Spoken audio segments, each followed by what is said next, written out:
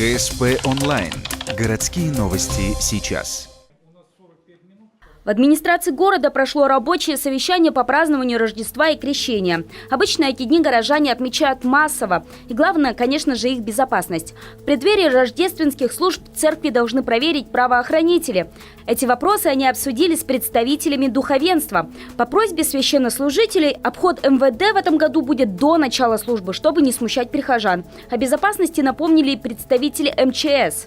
Обратите внимание на первичные средства пожаротушения, то есть это огнетушители ваши, на сработку автоматической пожарной сигнализации. Наши сотрудники, конечно, придут, посмотрят, то есть, иногда зачастую, то есть, чтобы не выключали, то есть, чтобы все это было спокойно, свободно. То есть мы придем, пройдем инструктаж небольшой до ваших мероприятий и, как обычно, ежегодно в плановом порядке спокойно, тихо дежурим, несем службу.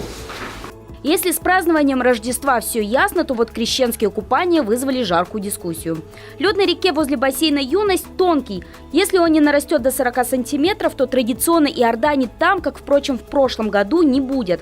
Возможно, небольшие купели установят возле церквей или в них. Но вот идея устроить крещенские купания в самом бассейне не очень-то понравилась присутствующим. Начальника управления спорта идея не вдохновила. Плавательный бассейн «Юность» – это прежде всего спортивная школа. И 7 числа у нас все готовятся к соревнованиям, придут плавать дети. То есть либо мы тогда в информацию даем, если тонкий лед, что если будет работать бассейн в виде, уж простите меня, пожалуйста, представители церкви, в виде купели, то тогда нужно давать, чтобы они с собой что-то взяли гигиеническое. Была озвучена и точка зрения о том, что крещенские купания на открытых водоемах просто модное веяние последних лет, и к церковным традициям отношение имеет опосредованное.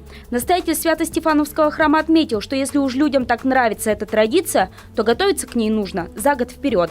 Пригнать к реке технику и выкопать еще летом небольшой пруд специально для крещенских погружений.